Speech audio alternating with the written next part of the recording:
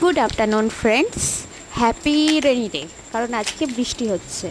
এই মুহূর্তে আমার কাছে কোনো সেরকম ভিডিও করা নেই, সেই জন্য পোস্ট করতে পারলাম না। এটা কিছুদিন আগের, মানে যখন একটু গরম গরম ভাবটা বেশ ভালোই ছিল, সেই সময়ের একটা ভিডিও।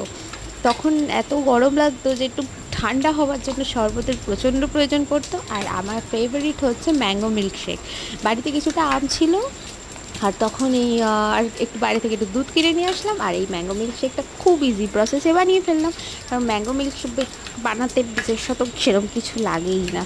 সামান্য একটু দুধ, একটু চিনি, একটু যদি মিল্ক পাউডার হয় খুব ভালো, না হলেও অসুবিধা নেই। আর তার সাথে এই কিছুটা আম, ব্যাস রেডি ম্যাঙ্গো মিল্কশেক।